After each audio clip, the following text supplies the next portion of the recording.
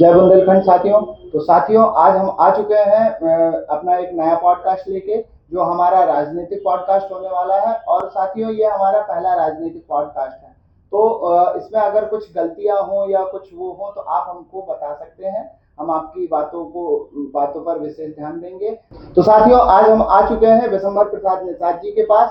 तो सर, बहुत बहुत स्वागत है आपका हमारे यूट्यूब चैनल पे। चलिए, धन्यवाद आपको। तो सर, यस जी। हाँ, आप जैसे जानते हैं कि सर 4 बार के विधायक रह चुके हैं और 3 बार सर कैबिनेट मिनिस्टर भी उत्तर प्रदेश सरकार में रह चुके हैं। सर 1 बार लोकसभा सांसद रह चुके हैं और 2 बार राज्यसभा के भी सदस्य रह चुके हैं। तो साथियों, आइए अब उनसे राजनीति के बारे में चर्चा करते हैं। तो साथियों, वीडियो को स्किप बिल्कुल भी ना करें और वीडियो को अंत तक देखें। वीडियो में आपको बहुत सारी चीजें सीखने को मिल सकती हैं। तो सर, आप एक एडवोकेट भी रह चुके हैं, जैसा कि हमें सुनने में आया था। तो सर, एक एडवोकेट के रूप में आप भारतीय संविधान को कैसा देखते हैं कि भारतीय संविधान में लोगों को, आम जनता को लेकर के क्या क्या सुविधाएं उपलब्ध हैं? सबसे पहले तो आपके यूट्यूब चैनल को मैं बधाई देता हूं कि आपने भारतीय संविधान से संबंधित हमसे सवाल किया, क्योंकि हम पेशे से अधिवक्ता भी हैं और राजनीतिक भी हैं। राजनीति में हम 1991 में एमएलए बने थे और 1993 में यूपी में राजस्व राज्य मंत्री बने, माननीय मुलायम सिंह यादव जी के मंत्रिमंडल में, मायावती जी के मंत्रिमंडल में बने। और इसके बाद जो है माननीय मुलायम सिंह यादव जी के मंत्रिमंडल में भूतत्व खनिज मंत्री और ग्राम विकास मंत्री रहे। तो जो आपने सवाल किया कि भारतीय संविधान को कैसे देखते हैं, क्योंकि हमारे राइट साइड में बाबा साहब अम्बेडकर पुस्तक लिए वो कह रहे हैं कि, और लोगों से कह रहे हैं कि जो खास तौर पर जो बी का सेक्शन, चूँकि पढ़ने लिखने का अधिकार पहले लोगों को नहीं था आज़ादी के पहले।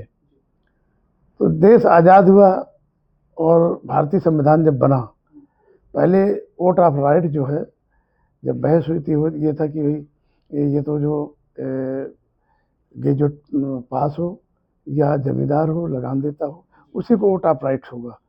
तो बाबा साहब अम्बेडकर जी ने बहस की कि देश में जो एक वंचित समाज है, जो गरीब गुरबा समाज है, जिनकी ज़्यादा तादाद में संख्या है, उनका क्या होगा।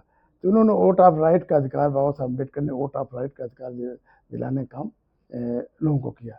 वोट ऑफ राइट का अधिकार मिला।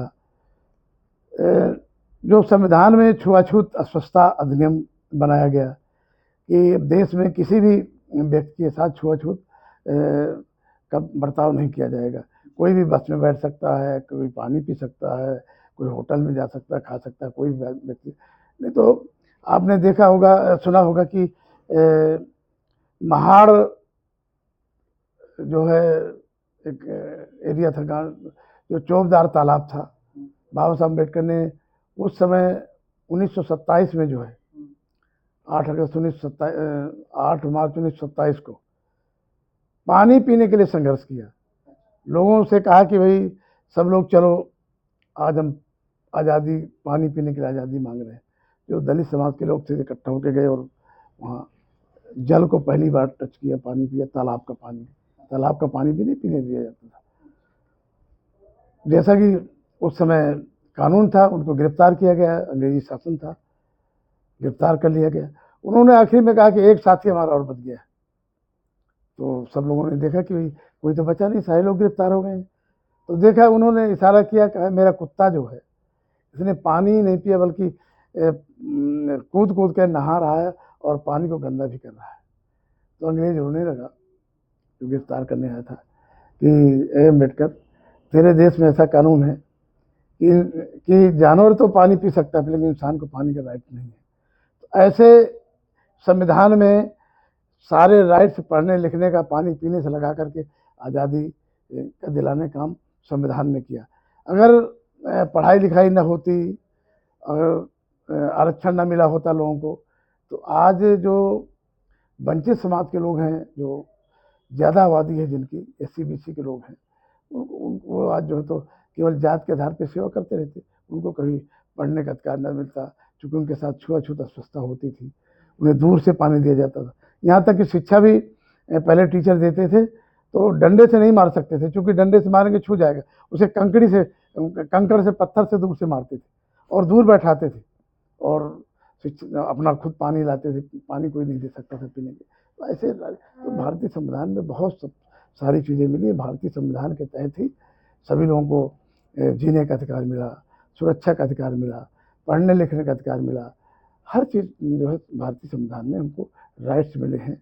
और बाबा साहब अम्बेडकर शायद ऐसे संविधान न बनाए होते तो आज जो है तो लोगों को ये जो मौके मिले हैं कि आज प्रधान से लगाकर प्रधानमंत्री, राष्ट्रपति लोग बन रहे हैं, तो इनको कहीं मौका न मिलता।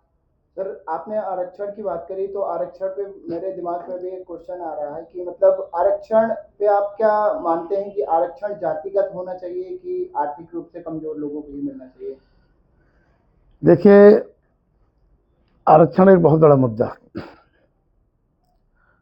जब देश आज़ाद हुआ ये देखा गया कि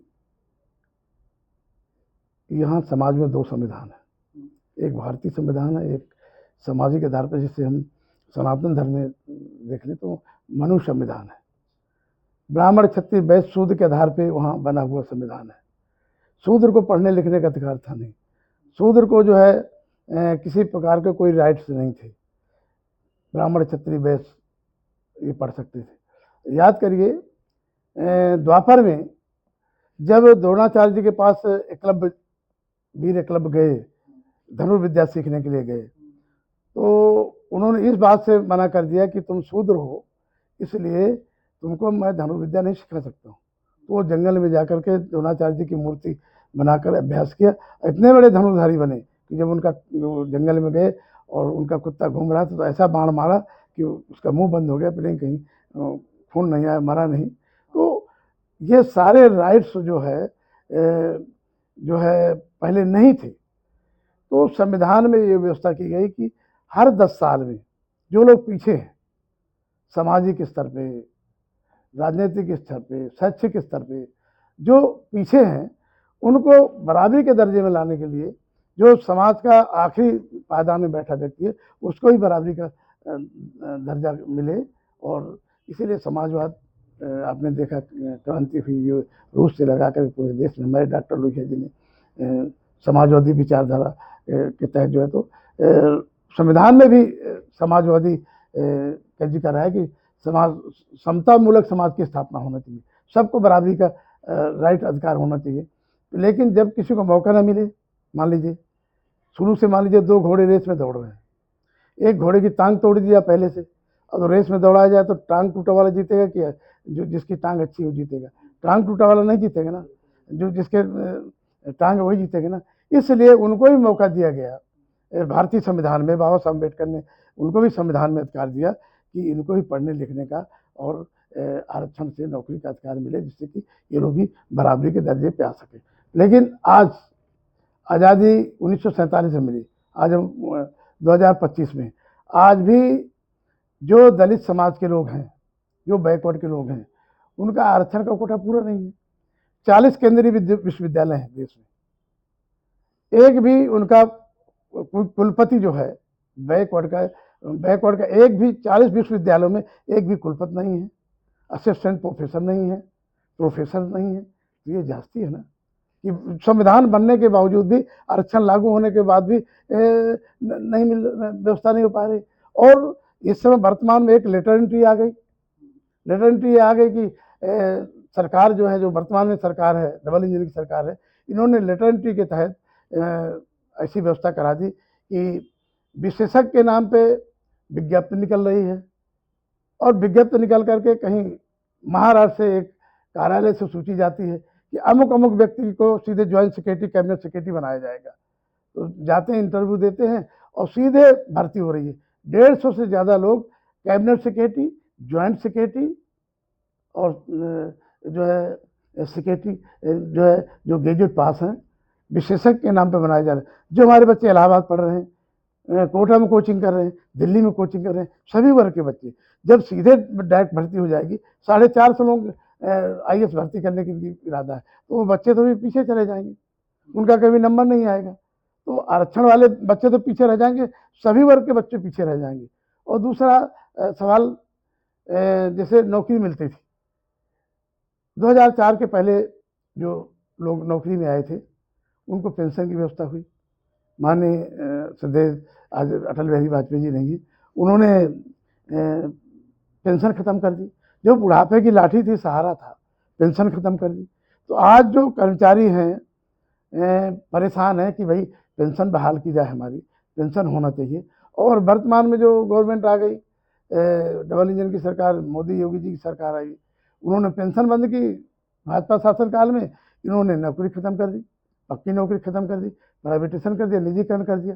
तो निजीकरण करने से जो बच्चा हमारे विश्वविद्यालय में पढ़ रहा है, कॉलेजों में पढ़ रहा है, वो क्या करेगा, कहाँ जाएगा?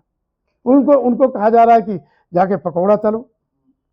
अरे भाई, पकौड़ा तलने के लिए थोड़ा कोई अपने बच्चों को पढ़ाता है? बच्चे जो पढ़ के जाते हैं, प्रतिभावान बच्चे हैं, तो उनको प्राइवेट व्यापारी, व्यवसायी, जो उद्योगपति जो है, जब चाहे निकाल देगा। तो उनकी योग्यता पे होगा। सरकारी में होता कि उनकी निष्ठा भी रहती थी। जैसे देश की रक्षा मंत्रालय है, रक्षा मंत्रालय भी आउटसोर्सिंग से भर्ती हो रही, सब जगह आउटसोर्सिंग कर रहे हैं।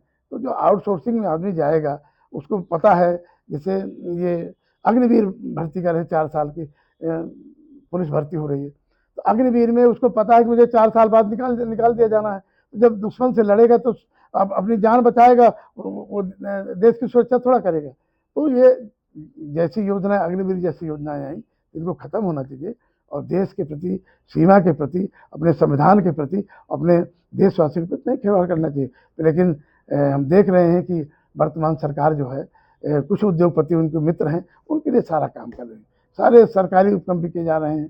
तो भारतीय संविधान को खंडित किया जा रहा है और भारतीय संविधान को संशोधन किए जा रहे हैं। जैसे कृषि कानून ले आए थे, 3 कृषि कानून, कह रहे थे किसान को कोई फायदा नहीं हो रहा, इसलिए हम उद्योगपतियों को जमीन दे रहे हैं। उद्योगपति जमीन लेगा, आदमी खेती करेगा, किसान उसमें नौकर के रूप में काम करेगा। और उसमें ऐसा कानून बनाया कि एसडीएम और दरोगा ये सुनवाई करेंगे, जुडिशरी सुनवाई नहीं करेगा। भाई, जैसे कोई अन्याय अत्याचार होता है तो लोग जुडिशरी में जाते हैं, वहाँ अदालत में जाते हैं, वहाँ न्याय मिलता है। लेकिन एसडीएम और एसओ क्या उनको जो है तो न्याय देंगे? आज बालू घाट चल रहे हैं, अवैध लोग चला रहे हैं, सब जगह सेटिंग है, सिस्टम सेटिंग है, तो कोई एसडीएम सुनता नहीं, कोई एसओ सुनता नहीं। तो अगर इस तरह से कृषि कानून लाके लोगों को खड़ा किया गया था, हमारे, मैं धन्य कहता हूँ, बधाई देता हूँ देश के जो 800 किसान शहीद हो गए, पंजाब, हरियाणा और उत्तर प्रदेश के किसानों को, जिन्होंने 1 साल से ज़्यादा आंदोलन करके हमारे देश के लोगों की ज़मीन बचा ली। नहीं, ज़मीन चली गई होती, आज अपनी ज़मीन में ही लोग जो है तो नौकर होते, उद्योगपति मालिक होता, वो जितना चाहता, जिस रेट पे चाहता उस रेट पे लेता। जैसे कश्मीर की बात बता दें, धारा 370 खत्म की गई। धारा 370 खत्म होने के बाद माननीय प्रधानमंत्री जी के मित्र जो है, वहाँ बागानों पे कब्जा कर लिया, सेब के बागानों पे।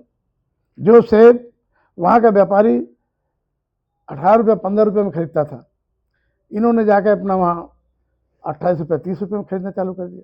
तो वो सारे व्यापारी इधर के लोग खत्म हो गए, क्योंकि ट्रांसपोर्टिंग, पहाड़ से नीचे लाना, फिर उसको सुरक्षित एक तोड़वाना और फिर उसको पैकिंग करके उसको ट्रांसपोर्ट से देश में भेजना या विदेश भेजना, तो वो खर्चा बहुत ज़्यादा था उनका। तो जब इनके हाथ में आ गया, सारे व्यापारी खत्म हो गए।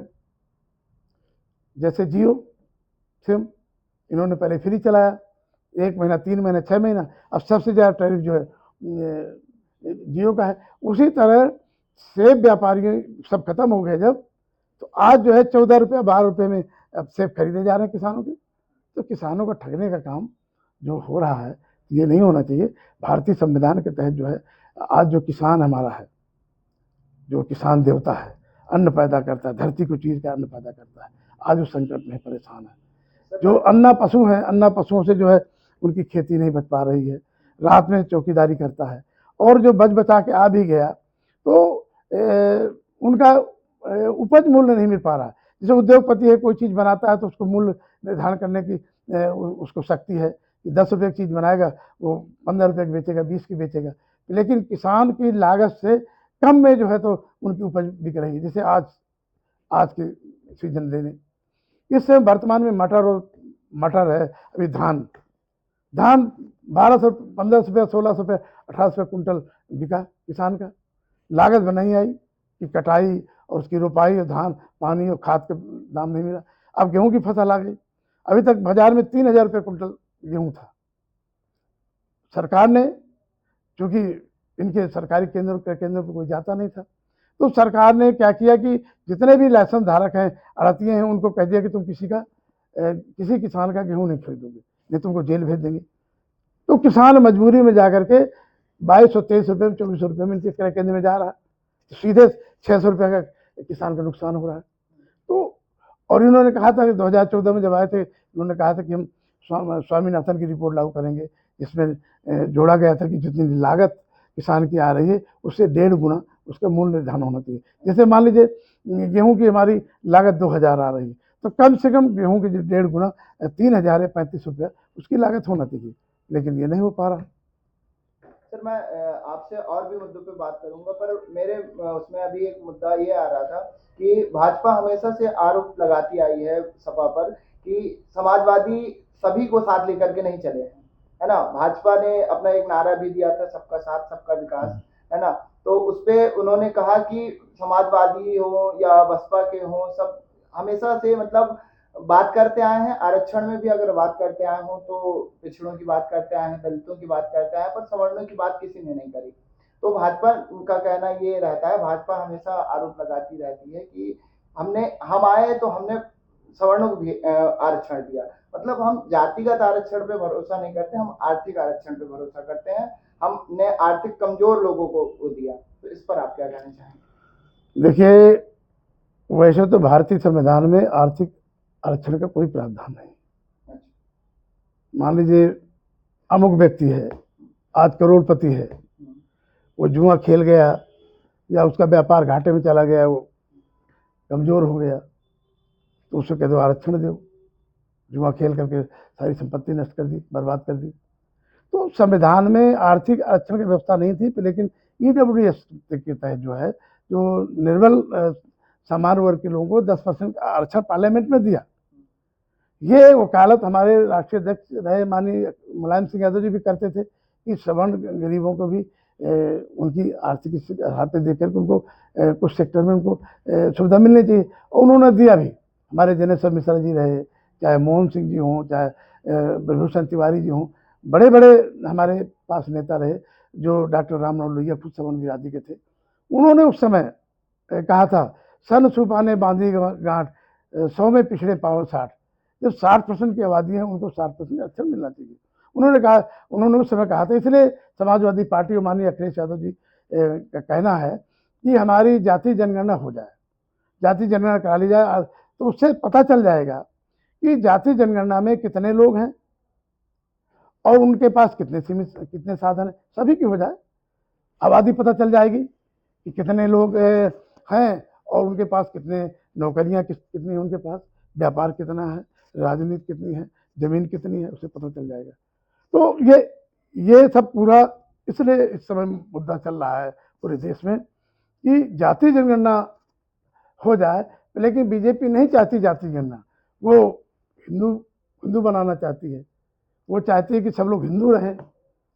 हिंदू में तो सनातन धर्म में तो ये भी लोगों ने देखा है कि लोगों को झाड़ू बांध करके, हाड़ी बांध के चलना पड़ता था कि थूक भी नहीं बाहर कर सकते थे, और लोग जो है तो बग्घी पे, उस पर बैलगाड़ी पे या उस पर पालकी पे दूल्हा नहीं जा सकता था।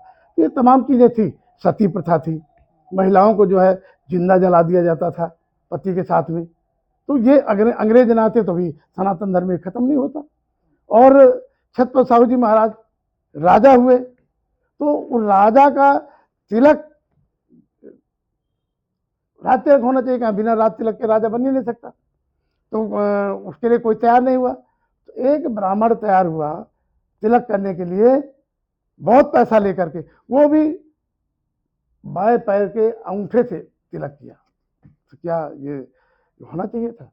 ये सब मतलब सनातन धर्म में ये सब चीज़ें ठीक है। आज जो संविधान बना, हम संविधान को मानते हैं कि सबको बराबरी का हक है, पढ़ने का अधिकार मिले, व्यापार का, नौकरी का, सब अधिकार मिले। तो आज जो समाजवादी विचारधारा में लोहिया जी जो कहा करते थे, तो आज लोहिया जी के सपनों को चकनाचूर किया जा रहा है। जैसे एक बार हम लोग एक चुनाव में गए, हम जनेश्वर मिश्रा जी की बात करते हैं, तो दूधिया लोगों को पकड़ लिया गया, डिब्बा लिए जा रहे थे, तो इंस्पेक्टर पकड़ लिया, सब दूध देखो पानी है इसमें, सब फेंकवा रहे थे। तो जनेश्वर मिश्रा जी आ गए, हम लोग भी मौके में थे, मंच में खड़े होकर इंस्पेक्टर को कहा, भाई सुनो, देश में बड़े बड़े घोटाले होते हैं, तमाम चीज़ें होती हैं, गरीब आदमी दूध लेके वहाँ से आता है बाजार में, अगर 1 लीटर पानी 2 लीटर मिला भी दिया एक डब्बे में तो कोई बड़ी बात नहीं, क्योंकि हमारे देश की संस्कृति है। एक गाय जो है, गौ माता जो है, चाहे जितना उसका दूध निकाल लीजिए, लेकिन अपने बछड़े के लिए चुरा लेती, थोड़ी नहीं चुरा लेती। चाहे जितना दूध लीजिए, जब उसका बछड़ा आएगा, पीने आएगा तो वो दूध छोड़ेगी और पिएगा। तो अगर दूध वाला 1 लीटर पानी भी मिला के तो कोई इतना बड़ा अपराध नहीं। तो ऐसे ऐसे महान नेता जनेश्वर मिश्रा जी जैसे लोग रहे, जिन्होंने देश के पेट्रोलियम मंत्री रहे, बड़े बड़े रहे, और ऐसे लोग रहे जैसे हमारे जमुना प्रसाद बोस जी थे, कर्पूरी ठाकुर जी थे। कर्पूरी ठाकुर जी की कहानी तो आप लोगों को मालूम हो या ना मालूम हो, 2 बार मुख्यमंत्री रहे, और मुख्यमंत्री रहते हुए उन्हें बेटी की शादी करनी थी, लड़का देखने जाना तो सरकारी गाड़ी छोड़ करके प्राइवेट गाड़ी करके लड़का देखने गए। उनकी पत्नी चाहती थी कि मैं घर से शादी करूं, वो चाहते थे कि मंदिर से शादी कर दें, क्योंकि उनके पास पैसा नहीं था खिलाने के लिए, दहेज देने के लिए। तो उन्होंने अपने मंत्रिमंडल के लोगों से कह दिया कि भाई मैं किसी को निमंत्रण नहीं दे रहा हूँ, भोज नहीं दे रहा हूँ, और आप मत आना। शादी के लिए बारात आ गई और तो अपना स्वागत किया, कार्यक्रम चल रहा था शादी का। इस बीच में उनके चहेते कुछ मंत्रीगण पहुंच गए, उन्होंने कहा, भाई मैंने निमंत्रण नहीं दिया, आप इतने लोग कैसे आ गए, मैं कैसे खाना खिलाऊंगा, मैंने तो निमंत्रण दिया नहीं, जितने लोगों को व्यवस्था थी उतना हमने खाना बनवाया था। तो उन्होंने कहा, मैं जा रहा हूँ पटना, तुम जो है अपना शादी करो। तो ऐसे ऐसे लोग भी देश में रहे, जो मुख्यमंत्री रहते हुए भी टूटी चप्पल, फटा कुर्ता।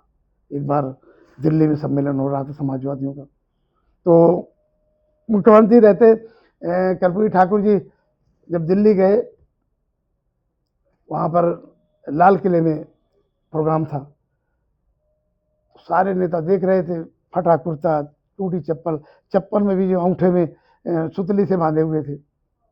सब लोग हंसने लगे। चंद्रशेखर जी कहने लगे कि भाई क्यों हंस रहे हो?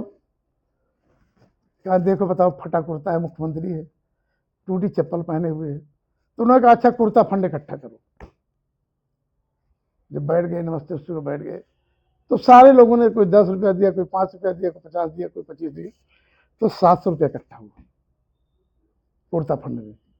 उनसे पूछा गया कि भाई 700 रुपया क्या करोगे? 1960 के दशक की बात है। तो उन्होंने कहा, मैं बिहार के राहत कोष में, जो गरीबों के लिए राहत कोष बना हुआ है, उसमें जमा कर दूंगा। वहाँ से जैसे उतर रहे थे, उनके तमाम जानने वाले कहते कि अरे कर्पूरी जी, आप पुराने हमारे आदमी हो, और हम 11 कन्याओं की शादी कर रहे हैं, और उसमें जरूर आप आइएगा, और आप मुख्यमंत्री हो, आपसे चाहेंगे कुछ चंदा हमको मिल जाए, क्योंकि हमारे पास कुछ नहीं है, व्यवस्था नहीं है, लड़कियों का कपड़ा लेना है, सारी व्यवस्था, खाने पीने की व्यवस्था करना है। कहा, क्या चाहते हो? तो उन्होंने कहा कि भाई हमको 1000 रुपये दे दो। कहा, मेरे पास तो 1000 नहीं है। उनका ये कुर्ता फंड के लिए इकट्ठा हुआ, मेरे पास 700 रुपये हैं, वही उन्होंने देने का काम। ऐसे ऐसे महान नेता इस देश में रहे हैं कि ईमानदारी और निष्ठा की वजह से आज जो लोग जाने जाते हैं, आज नहीं है तब भी वो जिंदा है। सर, जातिगत जनगणना की जैसे कि आपने बात की, तो जातिगत जनगणना को लेकर के भी भाजपा हमेशा से सपा, कांग्रेस या अन्य विपक्षी दलों पर हमलावर रही है कि ये केवल जातिगत जनगणना की बात करते हैं। इन्होंने न कभी अपने शासनकाल में जातिगत जनगणना करवाई, और ये केवल जातिगत जनगणना को लेकर के मतलब जनता को उकसाने का काम करते हैं, ऐसा भाजपा हमेशा से आरोप लगाती आई है। और भाजपा ने भी कहा है कि हम भी जातिगत जनगणना करवाएंगे। पर अभी तक भाजपा सरकार ने भी कहीं पर भी जातिगत जनगणना नहीं करवाई है। अभी हाल ही में नीतीश सरकार का जरूर वो हुआ था कि उन्होंने जातिगत जनगणना करवाई है, बट उनकी भी रिपोर्ट उन्होंने अभी सार्वजनिक नहीं की हुई है। तो इन सब बातों को लेकर के आप अपने क्या विचार रखते हैं? देखिए, जाति जनगणना में जैसे मान लीजिए एससी की जाति जनगणना हुई, उससे पता चलता है कि गरीबी रेखा किस स्तर पे है। उसके आधार पे बजट बनता है, योजनाएं बनती है, किस वर्ग के लिए कितनी समस्याएं हैं, कितना परेशानी है। तो हम लोग इसलिए पक्षधर हैं कि हमारे देश में तमाम ऐसे लोग हैं, पैदा होते हैं तो उनके विश्वा जमीन नहीं, मर के चले जाते हैं तो सरकारी शमशान में दफनाए जाते हैं। तो उनके लिए भी शिक्षा की, सुरक्षा की और कम से कम एक छत रखने के लिए एक मकान की व्यवस्था होनी चाहिए। क्योंकि समाजवादियों ने कहा था कि रोटी कपड़ा सस्ती होगी, दवा पढ़ाई मुफ्ती होगी। तो जब सपा की सरकार बनी तो जो पर्चा 10 रुपये का मिलता था, 1 रुपये का पर्चा फ्री जांचें माननीय मुलायम सिंह यादव ने, अखिलेश यादव ने करने का काम किया, पढ़ाई मुफ्त करने का काम किया। यहाँ तक कि बच्चों को स्कॉलरशिप दिया और परीक्षा फार्म भी जो भरता था उसकी फीस भी वापस किया। आज ये हालात हैं। सेमेस्टर सिस्टम इन्होंने लागू कर दिया ग्रेजुएशन में। पता करा लो JN कॉलेज है, कितने बच्चे आ रहे हैं। बच्चा केवल फार्म भरता रहे, दौड़ता रहे, परीक्षा देता रहे, पढ़ाई नाम की कोई चीज़ नहीं। और जब नौकरी नहीं निकलेंगी और नौकरियों में घपले करेंगे, आप आरक्षण में हेराफेरी कर देंगे, OBC के SC के आरक्षण को कर देंगे और ये कह देंगे कि भाई बैकवर्ड में SC में कोई योग्य आदमी नहीं है, इसलिए हम इनको इनकी नौकरियों को जो है तो सुरक्षित कर रहे हैं। तो ये घोर अन्याय है। इसीलिए जाति जनगणना की बात हो रही है कि जाति जनगणना हो, जितनी जिसकी संख्या है उनको उस तरह से उनको हक मिले। कोई कह नहीं सके पशु पक्षी की जनगणना हो रही, जानवरों की जनगणना हो रही, मकानों की हो रही, हर चीज़ की हो रही, तो उनकी गिनती में क्या पाती है। SC की हो गई तो अन्य लोगों की भी हो जाए, बैकवर्ड की भी हो जाए। तो जातिगत जनगणना मतलब देश के लिए कितना बड़ा मुद्दा है, और क्या जनता ये समझे कि मतलब जो 2027 के चुनाव में अगर यूपी के चुनाव में भाजपा की जगह सपा की सरकार बनती है तो क्या सपा सरकार आने के बाद जातिगत जनगणना करवाने का काम करेगी?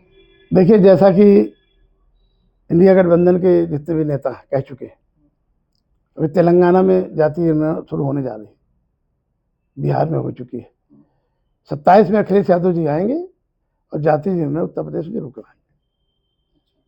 सर, सपा का PDA मॉडल बहुत ही प्रचलित मॉडल अखिलेश जी द्वारा दिया गया है, तो ये PDA मॉडल क्या है, जरा इसमें विस्तार से हमको बताइए। देखिए, पिछड़ा है, दलित है, अल्पसंख्यक है, सामान्य भी है, जो गरीब है। हम लोग चाहते हैं कि समता मूलक समाज की स्थापना हो। जिनको लंबे अरसे से मौका नहीं मिला, संविधान की धज्जियां उड़ाई जा रही हैं, तार तार किया जा रहा है, आरक्षण को खत्म करने की योजना है। कहीं मोहन भागवत जी कहते हैं आरक्षण की समीक्षा की जाएगी, कहीं उनके नेता कहते हैं कि ये आरक्षण नहीं होना चाहिए। तो जो लोग बड़ी मुश्किल से पढ़ लिख पाए हैं, आज उनके पास पैसा नहीं है, शहर में कोचिंग करने के लिए पैसा नहीं है, गांव से निकल कर प्रतिभाएं आती थी और लोग तमाम नौकरियों में चले जाते थे, वो सारे दरवाजे उनको बंद कर दिए गए। तब निजीकरण की तरफ लोग जा रहे हैं। तो PDA से सब लोगों के लिए, जो वंचित समाज है उनको भी मौका मिलेगा, चाहे जिस वर्ग के लोग हों।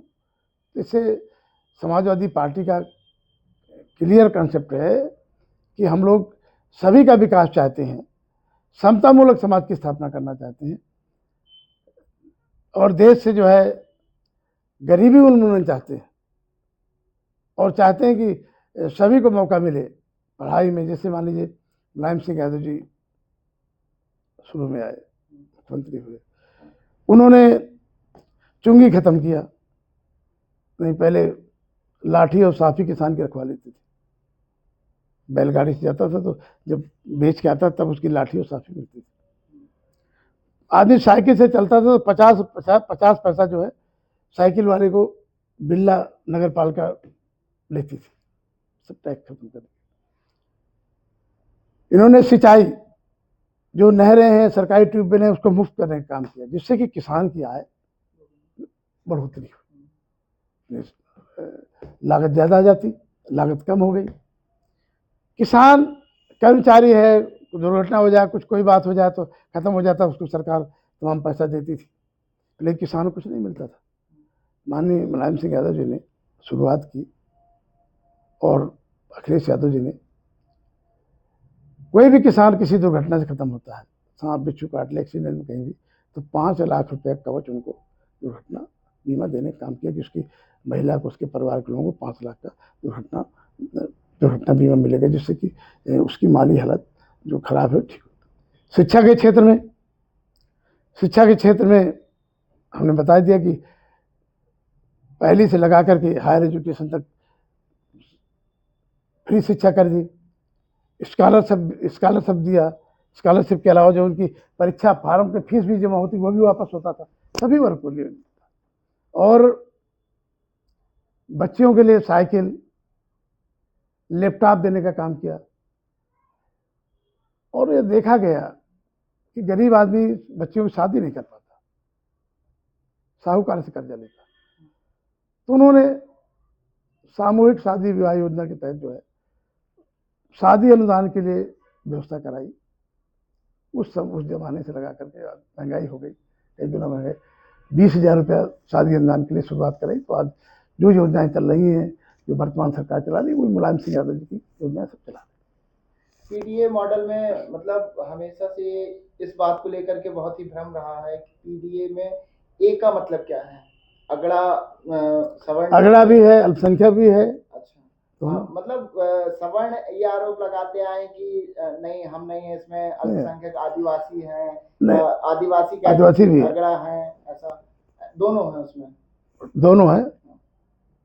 सर, जैसे कि हम देखते आए हैं कि 2014 में जब से मोदी जी की सरकार बनी है लोकसभा में, तब से लेकर के और भी अन्य जितने भी विधानसभा चुनाव हुए हैं, इसके बाद आपके जो लोकसभा के भी 2 चुनाव हुए हैं, तो उसमें से अगर विपक्षी पार्टियों को कहीं पर अच्छी बढ़त मिलती है, तो भाजपा यही आरोप लगाती आई है कि अगर कहीं पर अगर वो जीत जाते हैं तो वहां पर ईवीएम का कोई मुद्दा नहीं उठाया जाता है, और जहां पर वो नहीं जीतते हैं, मतलब जहां पर उनकी हार हो जाती है, वहां पर वो सीधे ठीकरा उस पर ईवीएम पे फोड़ते हैं कि नहीं साहब, ईवीएम में गड़बड़ी है। तो ईवीएम मुद्दे को लेकर के आप क्या कहना चाहेंगे?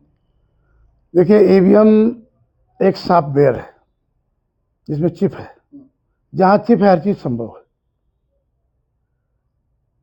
कहीं से बैठ करके उसकी मॉनिटरिंग की जा सकती है। जो वर्तमान सरकार, चुनाव आयोग है, वर्तमान सरकार का चुनाव आयोग कठपुतली बन गया है। ईवीएम में जिस तरह से मशीन से घपला हो रहा है, मांग की जा रही थी कि आप जो है तो उसकी वीपी पैड की पर्ची भी गिनाओ, उस पर तैयार नहीं। दूसरा, अभी जो देखने मिला महाराष्ट्र के चुनाव को में स्पष्ट हो गया कि धांधली हुई। मैं गोरखपुर चुनाव की बात बताना चाहता हूँ। मेयर का चुनाव हुआ, जितने वोट पड़े उससे 1 लाख वोट ज्यादा निकले गिनती में, एक्चुअल। मान लीजिए 1.5 लाख वोट पड़े और 2.5 लाख में गिनती हो रही। तो इस तरह से जो बढ़ोतरी करके गिना जा रहा है, तो ईवीएम का ही तो खेल है, यही तो घोटाला है। इसीलिए तो विपक्ष मांग कर रहा है। मैंने तो संसद के अंदर, पार्लियामेंट में भी ये बात रखी थी कि ईवीएम हटा करके जो है तो बैलेट पेपर चुनाव कराया जाए। तो जब जिन लोगों ने ये ईवीएम बनाई, वो देश जो है तो ईवीएम को हटा रहे हैं। यहाँ तक कि अमेरिका भी कह रहा है कि नहीं, ईवीएम सॉफ्टवेयर है तो इस पर भरोसा नहीं है, अब मतलब बैलेट पेपर से इस पर चुनाव हो सकता है, भले थोड़ा समय लगता है। पर सर, भाजपा हमेशा से आरोप लगाती आई है कि अमेरिका की आबादी भारत की आबादी की अपेक्षा बहुत कम है।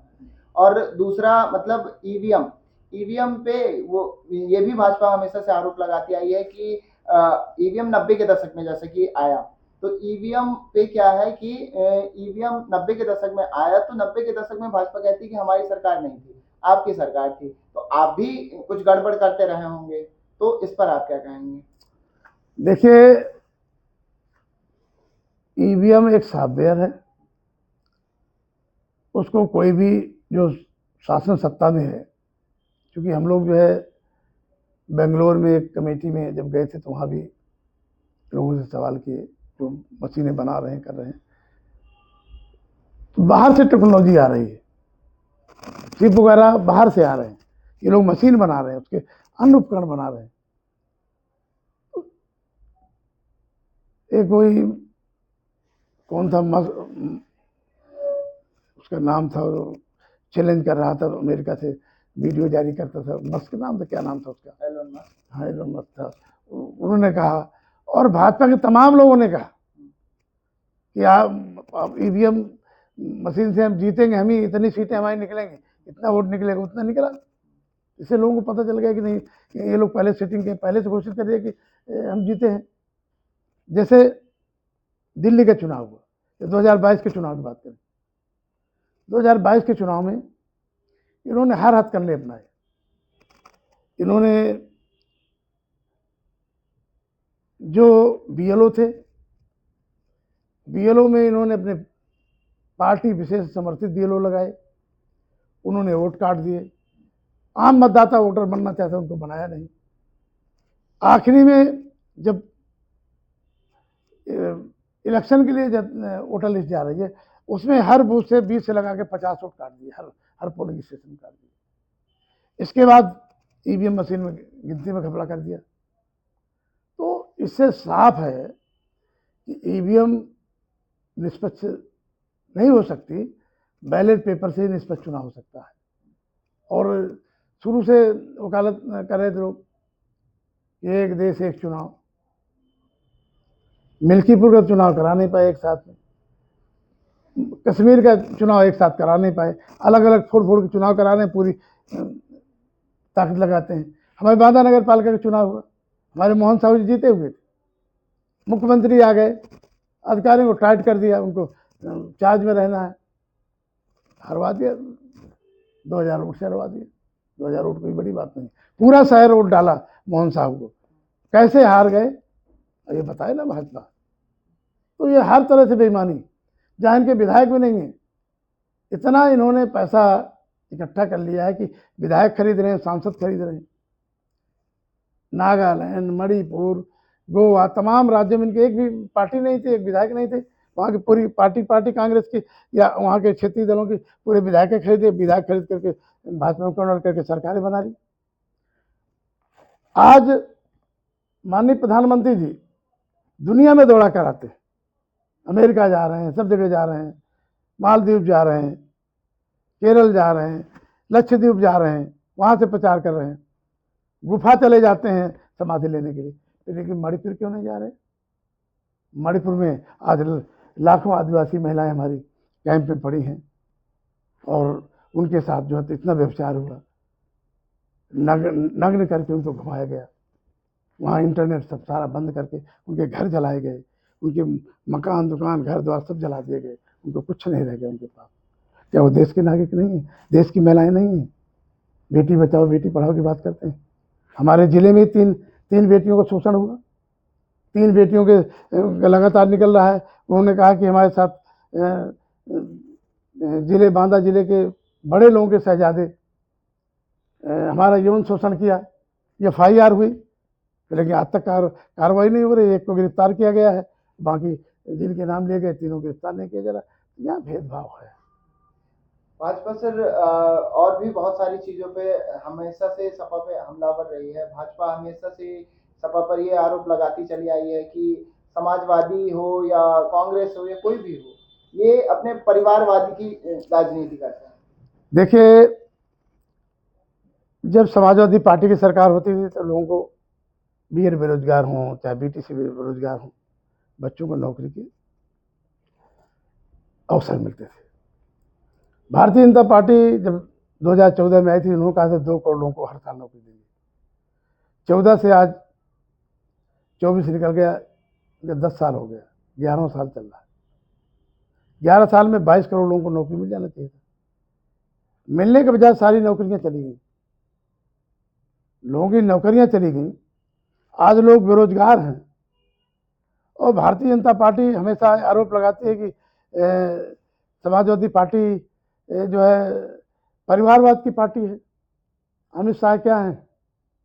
अमित शाह के बेटे के बारे में आया था कि 50 लाख में कितने 500 करोड़ इकट्ठा हो गए, 500 करोड़ हो गए। आज एक वर्मा जज के यहाँ 15 करोड़ निकले, उनके यहाँ बुलडोजर नहीं जा सकता, उनके खिलाफ FIR नहीं हो सकती। एक आम आदमी अगर कोई फेसबुक में कोई पोस्ट डाल दे तो उसका घर गिरा देंगे। तो ये तमाम ऐसे सवाल हैं। हिंदुस्तान के नौजवान जानना चाहते हैं, उनका कहना यह है कि महंगाई पे चर्चा होना चाहिए, बेरोजगारी पे चर्चा होना चाहिए, किसान जो मर रहा है, किसान की वाजिब उसको दाम नहीं मिला, उपज का नहीं मिला, उस पर चर्चा होना चाहिए। आज भारतीय जनता पार्टी ने मीडिया को जो है अपने गिरफ्त में ले लिया है, गोदी मीडिया बन गया है, जुडिशरी को प्रभावित कर लिया है, इलेक्शन कमीशन को प्रभावित कर लिया है। इलेक्शन कमीशन बोलता नहीं है शिकायत करने पे, तो क्या है? इससे अच्छा है कि चुनाव ही मत कराइए। लोकतंत्र की, संविधान की, बाबा साहब अम्बेडकर की संविधान की हत्या हो रही, संविधान खत्म हो रहा है, संसद में किसी को बोलने नहीं दिया जा रहा, जो बोलता है तो उसका माइक बंद कर दिया जा रहा है। फील्ड में अगर कोई परमिशन लेता है रैली के लिए, मीटिंग के लिए, तो उनको मीटिंग नहीं करने दी जा रही। हम किसी के पक्षधर नहीं है, लेकिन बताना चाहते हैं दिल्ली में केजरीवाल के विधायक, केजरीवाल उनके मंत्री, इतनी बढ़िया शिक्षा व्यवस्था उन्होंने, मॉडल स्कूल बनाए, मोहल्ला क्लिनिक खोले, ये नहीं कर पा रहे। इसलिए उनके विधायकों को, मुख्यमंत्री को एक बार नहीं, कई बार जेल भेजा, उनके मंत्रियों को, विधायकों को कई बार बर्खास्त किया, सस्पेंड किया, फिर कोर्ट से बहाल होकर आ जाते थे। ये लोकतंत्र की हत्या तो है। बीजेपी इसमें नहीं कर रही। और जहां तक भ्रष्टाचार उसकी बात कर रही है, भ्रष्टाचार, बीजेपी इतनी बड़ी पैसे वाली हो गई, कहां से पैसा आया? कई हजार करोड़ के इनके दिल्ली में कार्यालय बने हैं। कोई ऐसा जिला नहीं है पूरे देश में जहां 10 करोड़ 5 करोड़ से लगा के 50 करोड़ 100 करोड़ से कार्यालय बना हो। कहाँ से पैसा आ गया भाई? ये 10 साल के अंतराल में। वो कहते हैं हम ईमानदार हैं। कोरोना काल में जबरिया सबकी तनख्वाह काट ली गई, सब लोगों से चंदा लिया गया, पैसा लिया गया, PM केयर फंड में पैसा ले लिया गया। आज तक PM केयर फंड का कोई हिसाब नहीं दे रहे आप। अगर हम कुंभ की बात करने आएंगे तो कह देंगे कि राजनीति कर रहे हैं। कुंभ में तो तमाम लोग काल के काल में समा गए, 4-5 जगह भगदड़ हुई और कहा 22-23 लोग मरे। आज भी सैकड़ों मोटरसाइकिलें और गाड़ी बाहर के लोगों की खड़ी, उनके आदमी को पता नहीं कहाँ। गाड़ियाँ लवारिस खड़ी हैं, मोटरसाइकिलें और कारें इलाहाबाद में खड़ी हैं, थाने में खड़ी हैं। मैं खुद कुंभ के मुद्दे पे आप पे आना चाहता था कि कुंभ के मुद्दे पे भी आपसे बात होगी। तो कुंभ के मुद्दे पे भाजपा सरकार का कहना ये है कि हमारे टाइम पे जो कुंभ हुआ, इसमें हमने लोगों को बहुत सुविधाएं दी। पहले से रेल मंत्रालय को हमने सूचित कर रखा था, तो रेल मंत्रालय ने बराबर रेलगाड़ियां चलाई, हर चीज चलाई, पर जनसंख्या इतनी ज्यादा होने की वजह से कहीं ना कहीं अव्यवस्था हुई। और भाजपा इस पर भी हमलावर रही है कि सपा सरकार में कुंभ के लिए कोई व्यवस्था नहीं होती थी, कुंभ के लिए लोगों के आने जाने की कोई व्यवस्था नहीं होती थी, खाने पीने की कोई व्यवस्था नहीं होती थी। तो इन सब चीजों को लेकर के आप क्या कहेंगे? ये तो जो कुंभ गया हो तो उनसे पूछे कितने किलोमीटर पैदल चला। रेलवे स्टेशन में ऐसे लोग चल रहे थे जैसे चींटियां चल रही हों। और इसके बाद 20 किलोमीटर 30 किलोमीटर पहले रेलवे स्टेशन बंद कर दिए गए, रोड ब्लॉक कर दिए गए, रास्ता बंद कर दिए गए। और वहाँ खाने पीने के होटलों के दाम ये हो गए कि जो 2000 का होटल था 20,000 में हो गया। मोटरसाइकिल में लोग जा रहे हैं तो 1000 रुपया मोटरसाइकिल में बैठा के ले जा रहे हैं। सरकार कहाँ थी? ये सब हो रहा था। लोग नाले में नहा चले गए, गंदे नाले में।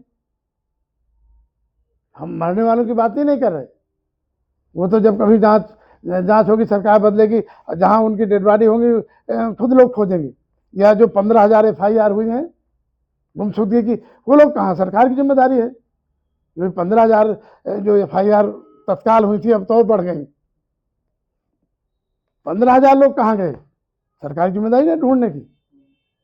कह रहे हैं कि नहीं 20-22 लोग मरे।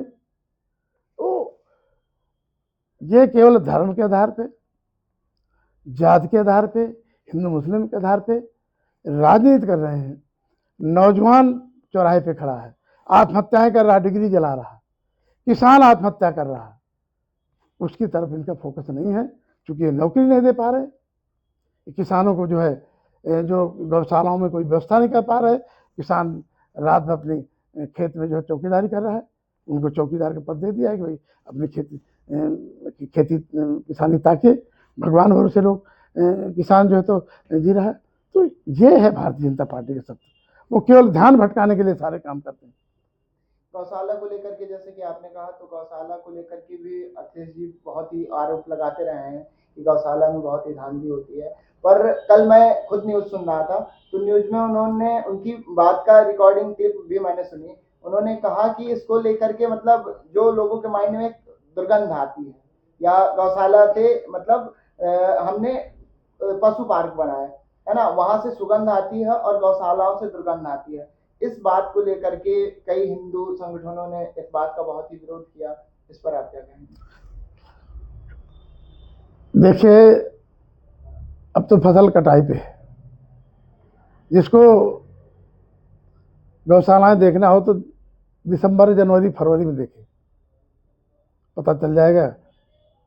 जानवर मरता नहीं जल्दी। जानवर अगर गिर गया तो 20 दिन 15 दिन जिंदा रहता है। उसके डबल पेट होते हैं, एक में खाना भरता है, फिर उससे पगुड़ा करके दूसरे पेट में पाचन क्रिया करता है। गिर गया तो 15 दिन पड़ा रहता है। ये मीडिया वाले ने पहुंच जाए, अधिकारी ने पहुंच जाए, तो जिंदा गायों को जो है दफनाया जा रहा है। ये हत्याएं योगी सरकार में हो रही। पर आपको नहीं लगता कि कहीं ना कहीं जो बोलने का एक तरीका होता है, बोलने का एक ढंग होता है? कल मैंने वी अखिलेश जी को सुना, तो उनके जो बोलने का एक तरीका था, बोलने से मतलब अगर आम जनता समझेगी उसको, जो एक आम इंसान, सीधा साधा सा इंसान उसको सुनेगा, समझेगा, तो वो यही सोचेगा कि यार नहीं, ये लोग गौ विरोधी हैं, मतलब इनको गौशालाओं से खुशबू नहीं, दुर्गंध आती है। तो वो भले ही उनका इंटेंशन ऐसा ना रहा हो, पर मतलब कहने का कि वो यही समझेगा। तो क्या कहीं ना कहीं सपा पार्टी को इसका कहीं नुकसान भी उठाना पड़ सकता है? देखिए, आप चले जाइए किसी भी गौशाला में, पुआल पड़ा है, उसी में गोबर कर रहे हैं जानवर, उसी को खा रहे हैं, कितने मर रहे हैं, कितने गिर रहे हैं, तो क्या वहाँ खुशबू आई? क्या उस बात को कहा होगा उन्होंने? उसकी पर्याप्त व्यवस्था होना चाहिए। उन्होंने 50 लाख की कान्हा गौशाला की व्यवस्था सपा सरकार में हुई थी कि कोई भी व्यक्ति जो है अपना 50 लाख की उनको अनुदान लोन मिलेगा, और अपना संचालित कर सकता है। 2 करोड़ तक का था, 1 करोड़ या 2 करोड़ तक उसमें छूट भी थी। तो उस बेस पे उन्होंने कहा होगा कि हमने जो दुग्ध उत्पादन के लिए, हमारे पहले श्यामाचरण जी थे, तो उन्होंने इस बेस पे काम किया था जब सपा में सांसद थे। तो ये बहुत बड़ा विषय है। इसमें एक्सीडेंट, दुर्घटनाएं हो रही हैं, कितने लाखों लोग मर गए, मोटरसाइकिल जा रहे, वहां से बैल सांड भिड़ गए, मर गए लोग। तो गवर्नमेंट की नहीं कि सड़क सुरक्षा होनी चाहिए, उनके लिए FIR भी नहीं हो सकती, उनके लिए कोई क्लेम भी नहीं मिलेगा। सांड कितने लोग मर रहे, हमारे बांधे में सैकड़ों लोग मर गए, कोई ऐसा जिला नहीं जहाँ 100-200 लोग न मरते। तो ये जब तक स्थायी रूप से व्यवस्था इनकी पशुपालकों के लिए हवाले नहीं किया जाएगा, उनको पर्याप्त व्यवस्था नहीं दी जाएगी, और उनको इसके लिए या तो अलग से गौशालाएं किए जाए, या तो फिर पशुपालकों को ही उसका इतना पैसा दिया जाए कि वो अपने आप गाय को रख रखाव कर सके, उससे पालन कर सके। सर, राम मंदिर मुद्दा देश का एक बहुत ही बड़ा मुद्दा था। तो राम मंदिर मुद्दे को लेकर के भी भाजपा हमेशा से सपा पे हमलावर स्पेशली रही है कि सपा ने राम मंदिर का हमेशा विरोध ही किया है। जैसा कि वो कहते आए हैं कि इन्होंने कार सेवकों पे अत्याचार किए, कार सेवकों पे गोलियां चलवाई, या और भी दूसरे मुद्दों पे भाजपा मतलब सपा को घेरती चली आई है राम मंदिर पे विवादित उसके लिए। तो राम मंदिर और भाजपा, उसका एक कहीं ना कहीं एक गाना आया था, आपने सुना होगा, जो राम को लाए हैं हम उनको लाएंगे, ये गाने को लेकर के भाजपा ने अपना एक एडवर्टाइजमेंट भी किया। तो इन सब चीजों पे आप क्या कहना चाहेंगे? अयोध्या चले जाइए, अब मैं गया था अयोध्या, वहाँ क्या हालात हैं। सारे गुजरातियों के कब्जे हो गए वहाँ। बड़े बड़े होटल, बड़े बड़े जितने उद्योग वाले सड़क किनारे ज़बरदस्ती सड़कें लोगों के घरों से निकाली जा रही हैं। वहाँ सरजू नदी में ब्राह्मण जनेऊ पकड़ के कसम खा रहे हैं, आपने वीडियो देखा होगा, कि भाजपा को वोट नहीं देंगे। तो असली सत्य क्या है? ये केवल ब्राह्मणी के ठीक है, हम लोग मानते हैं, हम लोग घर में पूजा करते हैं, हमारे राम इष्ट हैं, ऐसा कुछ नहीं है, लेकिन ये केवल वोट के लिए ब्रांडिंग करते हैं, वोट की ब्रांडिंग कर रहे हैं।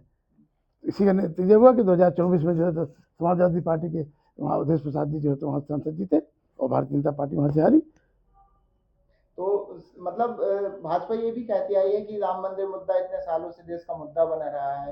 सपा के सहयोग से कांग्रेस कई बार सत्ता में आई, सपा सहयोगी पार्टी के रूप में रही, बड़े बड़े उनमें भी पदों में भी इनके नेता रहे, पर इन्होंने कभी राम मंदिर मुद्दे पे इतना ध्यान नहीं दिया, राम मंदिर बनवाने की कोई कोशिश नहीं करी। तो इस पर आप क्या कहेंगे? देखिए, जो कोई मामला कोर्ट में हो, न्यायालय में हो,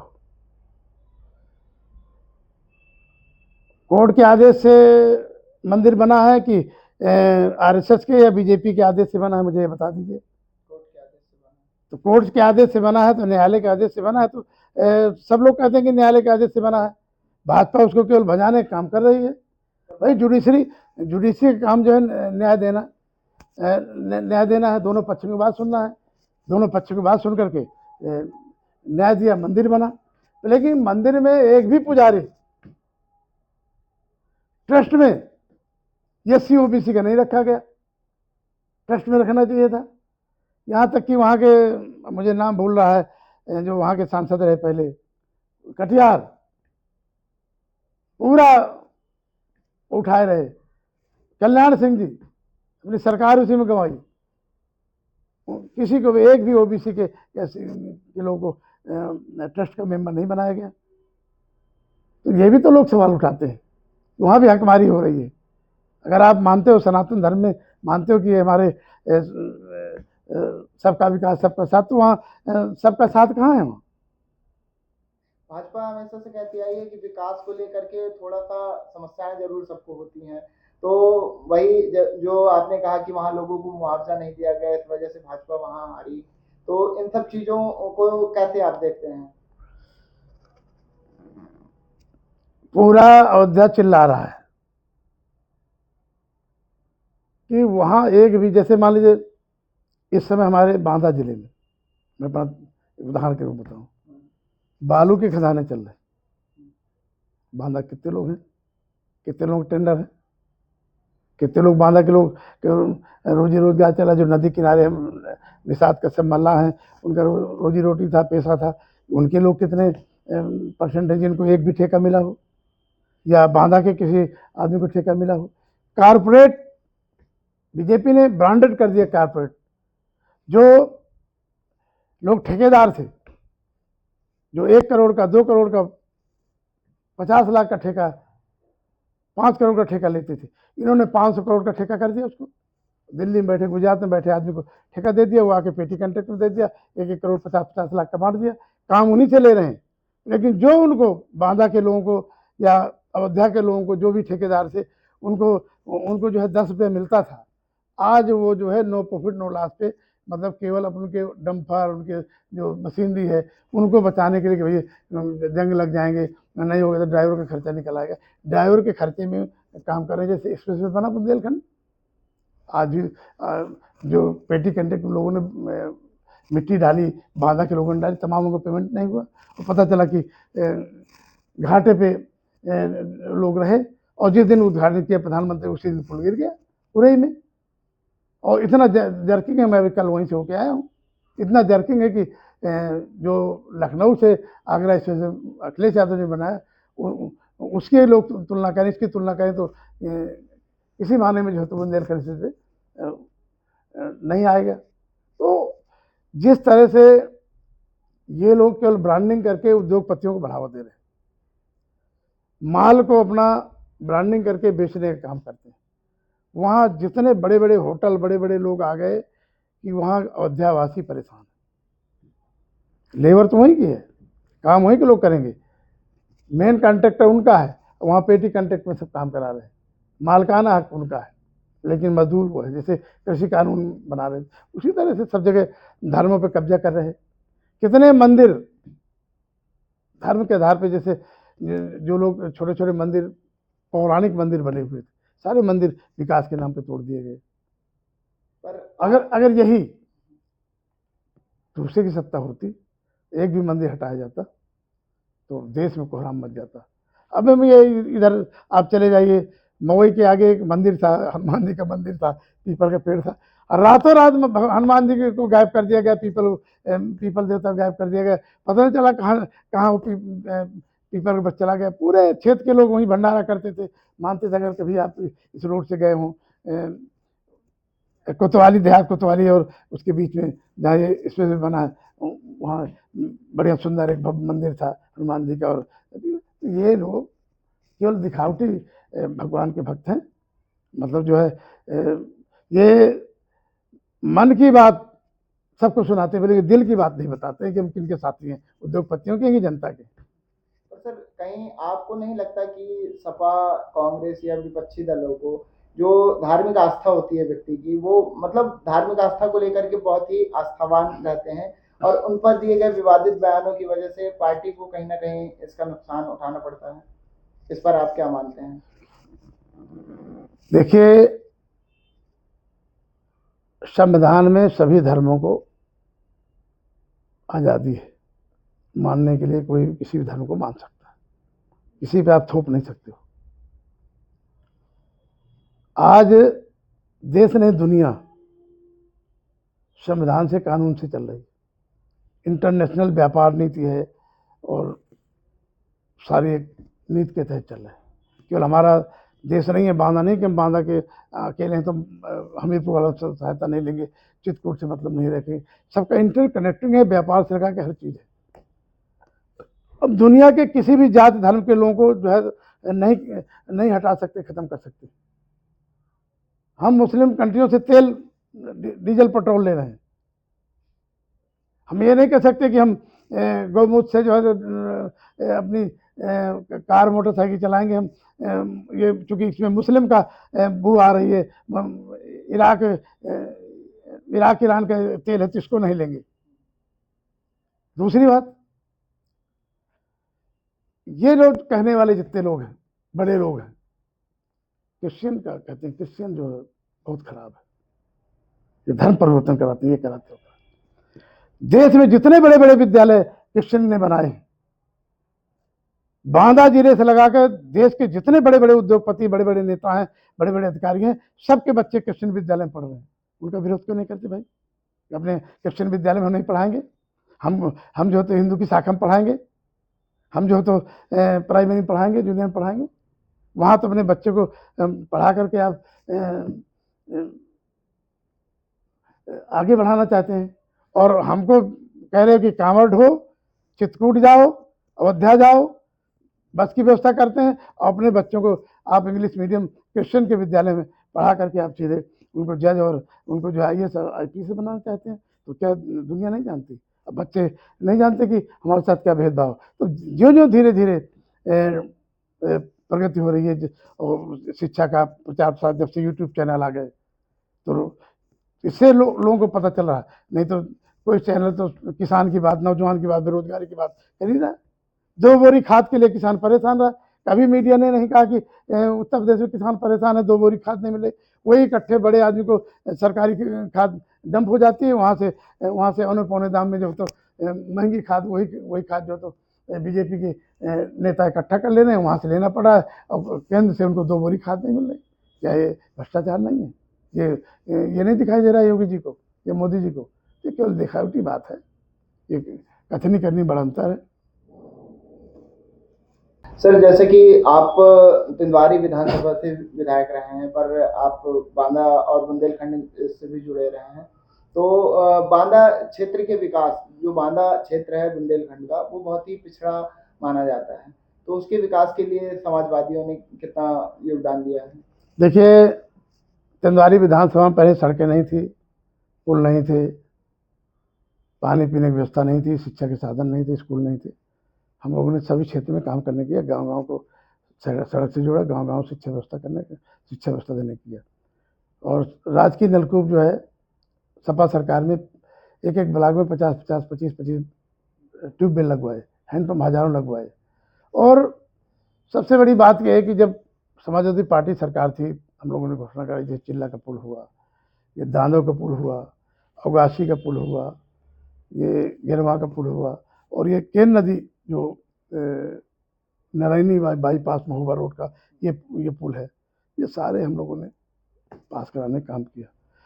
लेकिन 2017 से आज 25 है, अभी भी हमारा बजट के अभाव में नारायणी जो मेडिकल कॉलेज के पास से जो पुल और सड़क बनना चाहिए तो नहीं बन पा रहा। रेलवे ने पूरा काम कर दिया महोबा रोड में, लेकिन 50 मीटर जो है सड़क जो है उत्तर प्रदेश सरकार नहीं बना पा रही।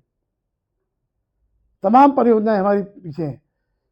जब मरका में लोग मर गए, नाव में डूब के मर गए, सब विपक्ष ने जब हंगामा किया, तब जाके 8 साल बाद जब विपक्ष ने हंगामा किया और लोग शहीद हो गए उसमें जाकर के, तब जाकर के पुल का काम पूरा किया। नहीं तो 2-4 कोठी रह गई थी, वैसे अधूरा पड़ा था। तो जितने भी यहाँ मेडिकल कॉलेज हो गया, कृषि विश्वविद्यालय हो गया, बीएसपी गवर्नमेंट में रिंग रोड हो गया, तो विपक्ष का बड़ा योगदान रहा। भारतीय जनता पार्टी बता दे कि कौन सा एक काम बांदा जिले में बड़ा काम किया है, कोई बड़ा स्ट्रक्चर किया है। हमारे 300 बेड का अस्पताल हमने दिया था जिला अस्पताल में, आज तक नहीं चालू हो पाया। डॉक्टर नहीं है, एक्सरे मशीनें नहीं है, सारी सुविधाएं नहीं है। तो ये पैसा बांदा के लिए नहीं देना चाहते, बांदा कोई डॉक्टर को भेज नहीं रहे, बांदा के साथ सोतेला व्यवहार हो रहा। मेडिकल कॉलेज में पर्याप्त डॉक्टर नहीं है, पर्याप्त वहाँ व्यवस्थाएं नहीं है, तुरंत रेफर कर दिया जा रहा है लखनऊ के लिए, कानपुर के लिए। तो बांदा में विपक्ष का जो है सपा बसपा गवर्नमेंट में जो विकास किया गया, तो बीजेपी का इधर जब से योगी जी आए उनका केवल फोकस जो है हिंदू मुसलमान पे है, उनका जो है गाय गोबर पे है, गोमूत्र पे है, लेकिन बच्चों की नौकरी पे, बेरोजगारी पे, बांदा के विकास पे कोई उनका फोकस नहीं है। एक भी कोई बता दे कुछ किया हो। सर जैसे कि आप सपा के महासचिव हैं, तो आपके क्षेत्र में बहुत बड़ा बुंदेलखंड का दायरा आ जाता है, तो आप बुंदेलखंड को लेकर के क्या मानते हैं कि बुंदेलखंड अलग राज्य बनना चाहिए कि नहीं? और देखिए सुनिए, उठाती रही कि नहीं? लोगों की डिमांड चल रही है। देखा गया जो छोटे छोटे तमाम राज्य बने, आज भी जो जिले बने, हम देख रहे हैं कि अभी महोबा जिला बनाया, हम ही लोगों ने बनाया, लेकिन अभी तक 25-30 साल हो गए, अभी तक सारी व्यवस्था नहीं हो पाई। तो एक राज्य बनाने के लिए बहुत बड़े बजट की आवश्यकता होती है। जब केंद्र सरकार पैकेज दे, सारी व्यवस्था करे, तब तो राज्य बनाए, पहले डेवलपमेंट करे उधर का, जिसको राज्य बनाना है। हाई कोर्ट बनेंगे, सचिवालय बनेंगे, सभी दुनिया भर के विभागों के बनेंगे, तो संभव है। और खाली जो है ऐसे राजनीति करना कि नहीं हम बुंदेलखंड राज्य बनाएंगे, ये करेंगे, वो करेंगे। इतने दिन हो गए बीजेपी गवर्नमेंट, हमारी पार्टी का मुद्दा तो नहीं रहा। हमारी पार्टी तो डेवलपमेंट पे बात करती है कि विकास होना चाहिए। बांदा है तो बांदा का डेवलप करो, झांसी का डेवलप करो।